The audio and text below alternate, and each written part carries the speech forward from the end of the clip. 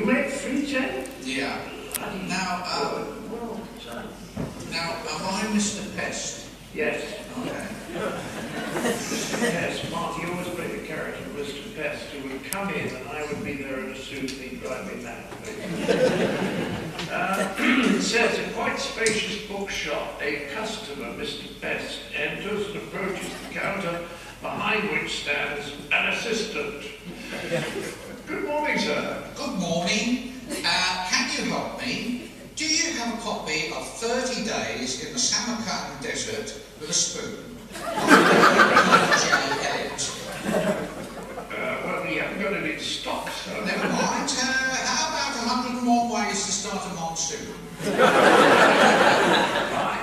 An Indian gentleman whose name eludes me for the moment. Yes, I'm sorry, I don't know the books, sir. Not to worry, not to worry. Can you help me with David Copperfield? Ah, yes, Dickens. No. I beg your pardon? No. Edmund Wells. I think you'll find Charles Dickens wrote David Copperfield. No, Charles Dickens wrote David Copperfield with 2 P's. Yes, it was David Copperfield with 1 P by Edmund Wells. But in that case, we don't have it. Funny, you've got a lot of books here. Yes, we never read David Copperfield with 1 P by Edmund Copperfield with 2 P's by Charles Dickens. Pity. It's more thorough than the Dickens.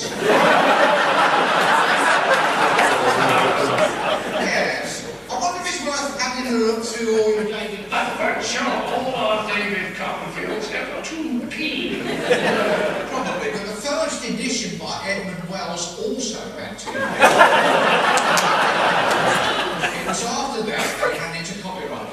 I can assure you that all our David Copperfields with 2 P's are by Charles Dickens.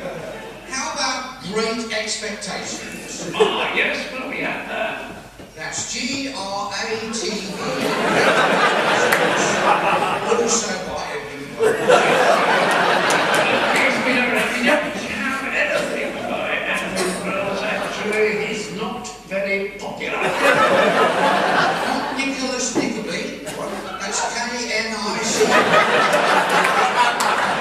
Or Christmas Carol with a Q.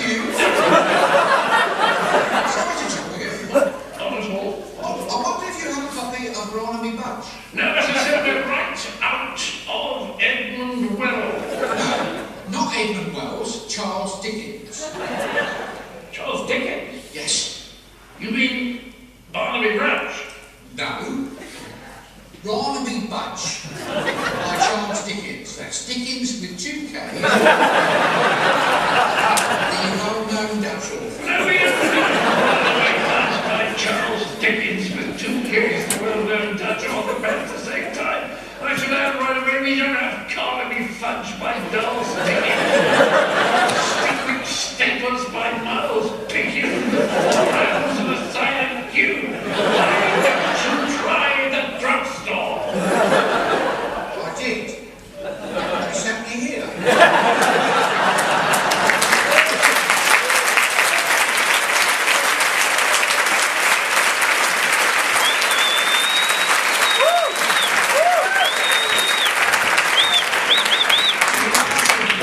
Why this? That's nice. Oh, and questions. No, thank you very We much. should split the questions. Yes, your turn.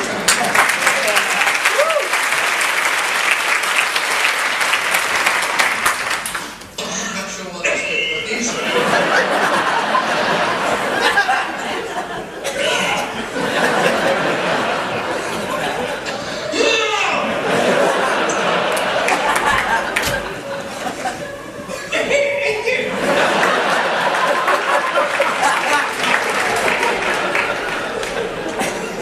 You can shuffle these off, all right? All right. Do you get tired of people asking you to do old Python bits such as the Ministry of Silly Hawks? Yes. Will you do the Ministry of Silly Hawks? There have been several attempts to adopt faulty towers to American television. Why, in your opinion, have they not succeeded? Because they didn't listen to me. I said they knew how to do it, and they were all absolute disasters, all three of them. May I just say that when we've been doing Monty Python for a very little time, a bunch of American producers came over and said they'd like to buy Monty Python for American television. And we said, well, they said, no, we just want to buy it. And they said, well, what? And they said, well, we want to buy the format.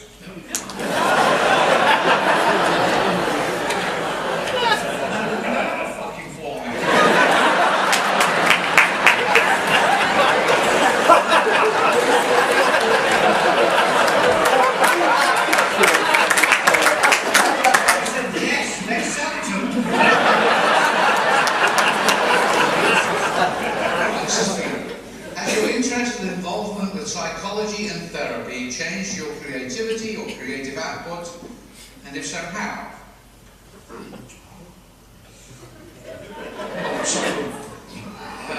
Yes. Okay, good. That's right, you've got a fridge. I'll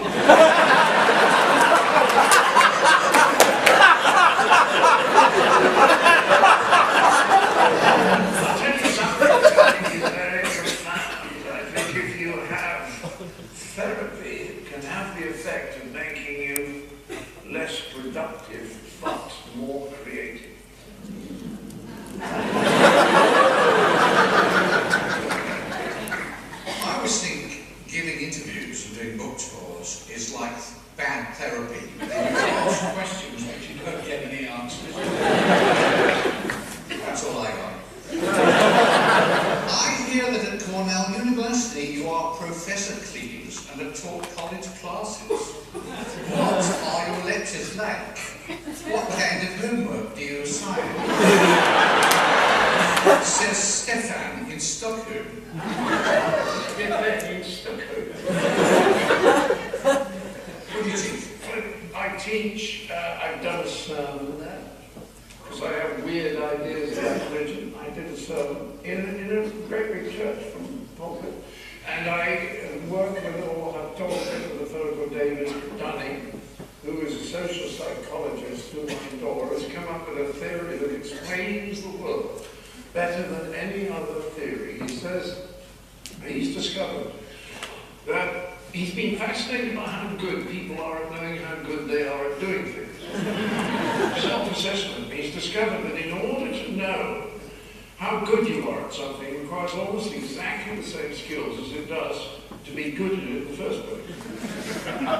So if you're absolutely no good at something, you lack exactly the skills that you need to know.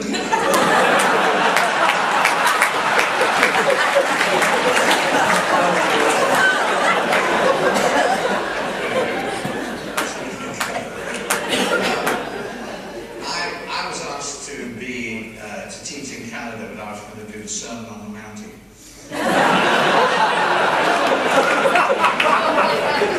Terry Gilliam being the only American in the Pythons, how did he fit into the group that relied so much on predominantly British humour? Well, he didn't.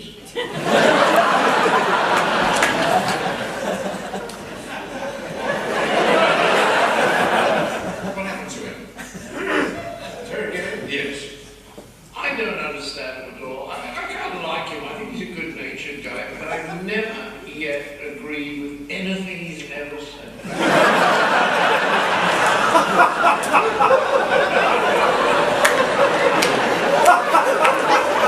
There's a quaint way with the English language. On one occasion, we were having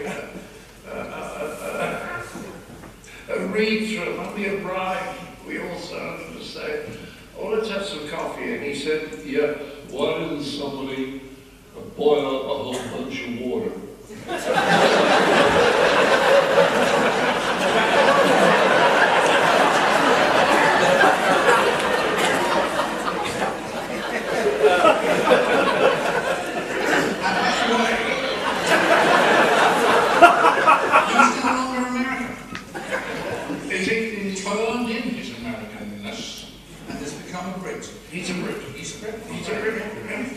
I think it's to do with tax, overseas tax. Because you live in England, you know, and America's a greedy bastard tax authority, you know.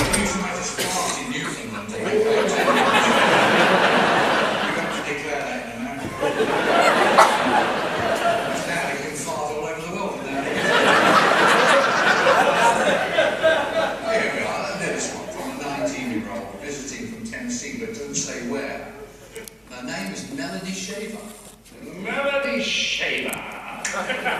Is that an anagram?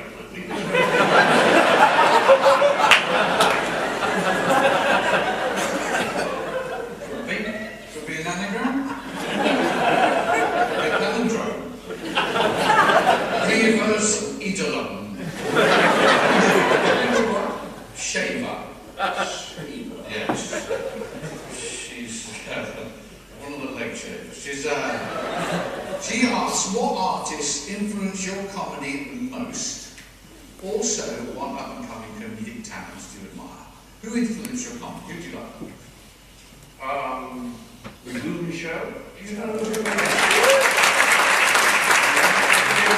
influenced by that? Because we were all about 15, except for him who was 11. Peter Sellers, Harry Seacombe, and Spike Milligan, who was a genius. Woo! And also, he did a show, Spike, just before we started, called Q3, I think it was, and I remember watching it with a sort of feeling of horror. And I then rang up Terry Jones, and I said to Terry, did you watch that? He said, I just did. He said, I thought that's what we were going to be doing. So it was enormously influential. But other people, I don't know. Who do you think we were influenced by? Well, I've said that. I would say Beyond the Fringe for me changed my life. Yeah, when I saw them, I just but then they were doing very literate, satirical comedy, and we didn't I really loved do all the that. old comedians. I loved Tommy Cooper. Wonderful. I loved Frankie Howard. Max Wall. Yeah. Yeah. It's a big tradition because we didn't get television until we were 12. So we didn't grow up with television, we grew up with radio, which I think is one of the secrets of Python. Because radio is really good for writing, brain sketches. So radio is very, very strong.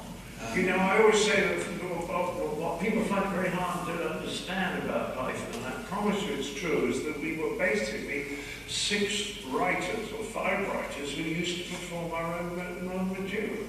And there were lots of squabbles and fighting and arguments. They were always about the material. Was the material good enough? We never squabbled about who was going to play what role. It's very strange, if we'd been actors primarily, that's what we would have been fighting for, to get the best parts. It's true. Faulty Towers? Battle Faulty was based on an actual hotel owner. I think we can vouch on that, don't you? Yes. Eric stayed at the same hotel, and when all the others left, Eric and I stayed on. Tell them about the briefcase. Yeah, well, this is like, nowadays it doesn't seem so weird, but I had a little, my football gear in a little case, and I left it in the lobby, and went to the loo and came back, and it was gone. I said, whoa, where's my briefcase? So I put it over in the back of the car park.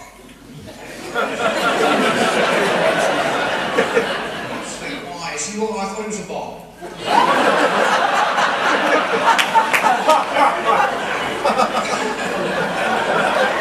My name was Donald Sinclair, and when I wrote 40 Towers, I took the set designer down to the hotel, and Sinclair had left and sold it, and the guy there was disappointingly pleasant and competent.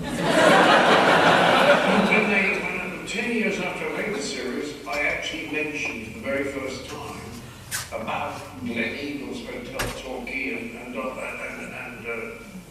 what to say, Sinclair. And the Daily Mail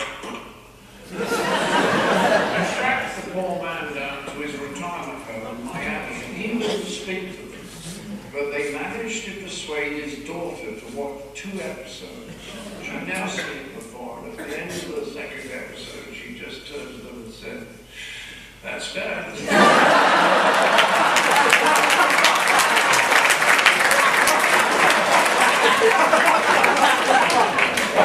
It's a brilliant series, and it's quite interesting because it is the only series, I believe, to be written by a husband and wife while divorcing. Now, let me just be a little pedantic here. We wrote the first series when we were married. Okay. Then we got divorced. Okay. And then we wrote the second series after we got divorced, because we always liked each other, we just couldn't do it. And you are very, very sweet to her in the book. It's very nice. You're very nice about quite a few people. You love your father, which is very nice. Quite likely to stay in your mother, who was a nightmare. Who we knew back in the day. You always tell stories about her. Yeah. John was a big star on English television, on Frost Report, and he was on television. He'd go home and he'd fall asleep, and he'd wake up and his mother was cutting the back of his hair. So is that trolling? Strange person, right? The very first time I took Connie down, we had a particular show that we wanted to watch. So we said at breakfast that day, there's a show on television at 9 o'clock, and Connie and I watched the other episodes. Could we watch it? And they said, fine. My dad and mum said, well, fine. We'll eat a little bit early and then we'll go to bed. So Connie and I sat down to watch the show.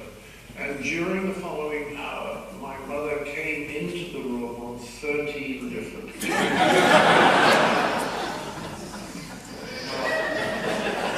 You're very nice about Connie. She's a lovely lady. And you're very nice about Graham, which is also lovely to read about, because I know at certain stages he irritated you. And I know that irritation is the one thing that really gets to you. Because irritation seems to be something about Western Superman and mothers and fathers. Is it just that we can't get angry because that would be losing your temper, which would be a loss of face, and that irritation is as much as you're allowed? When did Graham irritate me most? Because was it after he became alcoholic? Oh, yes. Oh, yeah. Well, after that, yeah. That did piss me off, because the trouble was that he couldn't remember his lines, so he would write funny sketches, and sometimes they just had to be scrapped. There was a studio one when he was sculpting me. You remember? Yeah, I do. And we had this very nice sculpture of me, and it looked exactly like me, except the nose was about 3 inches. And when he finished sculpting me, he said to me, what do you think of it? And I came round, and saw the nose, and I said, yes, I'm not sure. Do you think? No, I mean, well, do you think maybe the nose is a little bit too long? And he said, what are you talking about? I said, well, and I was sort of trying to suggest that maybe he needed to take a bit more off. And he absolutely couldn't see it at all and became very angry with me. It was a wonderful sketch, and we never did it because he couldn't get the lines right. In the end, we literally abandoned the sketch. And that's very annoying when you spend a week on something. But he was magnificently mad. I mean, I tell in the book a story about when he was asked on one occasion, God knows why, but they asked him to go to the Oxford University Union, which was famous for its political debates, and they asked him to speak in a debate about nuclear disarmament. It's a serious thing, and there were a couple of cabinet ministers, or somebody in the cabinet, someone in the opposition, there were a couple of big stars, pundits from television, and Graham turned up to debate nuclear disarmament, dressed as a carrot.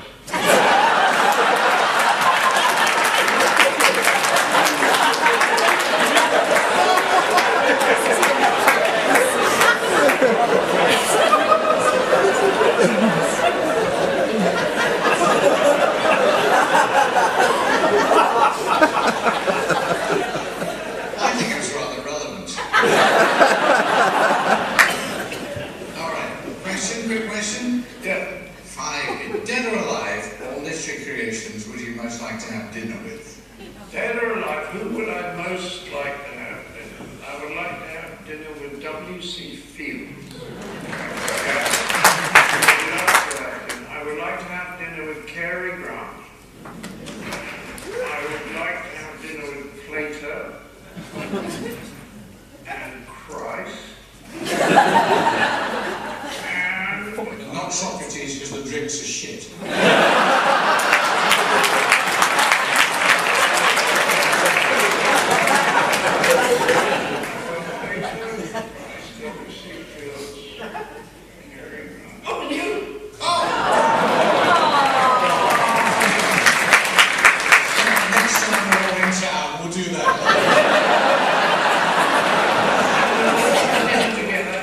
charge people to come and watch us. Terry's idea that we should take the O2 over and just have dinner there. They wouldn't be able to hear what we were saying. We might still do it, John. Don't give it away. It would be a reunion. It would be a reunion lunch. Yes. Somebody being trying to be funny here. The biggest headline on your book tour seems to be an appearance on the Graham Norton show with Taylor Swift, in which an insult was made about her cat. Oh, that clip now has over 2 million YouTube views. It was absolutely wonderful. I thought, you know, I know nothing about music. I mean, this man is brilliant at music. I, on the other hand, I am the worst. I mean, I was actually in a Broadway musical once where I was not allowed to sing either. I went along to the audition because they asked me if I would go along audition. It was called Half a Sixpence. It was with Tommy Steele. And I just thought it was so funny being asked to audition because I am the worst. I'm beyond hopeless. So I went out and I read the pages of, you know, the dialogue, and I made them laugh. And then they said to me, will you sing? And I said, no. And they said, well, just sing anything. And I said, I don't know anything. I can't remember a tune. And they said, well, sing your national anthem. And I said, all right, how does it go? I'm giggling and thinking I'll be able to tell my grandchildren that I was once auditioned for a Broadway musical, and 2 days later the phone rang and they gave me the part. I was kind of rattled. I thought, what the fuck do I do? I went out to rehearsal on the first day, and I went up to this lovely little round guy called Stanley Lebowski, the musical director. I said, Stanley, I told them at the audition, I want you to know this, that I can't sing. And Stanley said, Can? I've been on Broadway 40 years. Everybody can sing. And then he took me over to the piano, and 20 minutes later he changed his mind. He just mimed the songs. I came out going,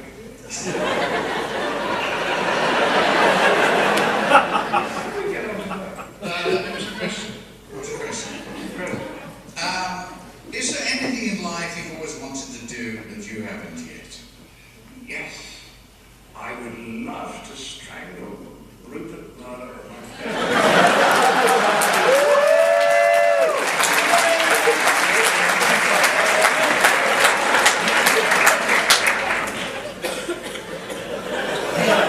I think that means something in Australia, strangling the Murdoch.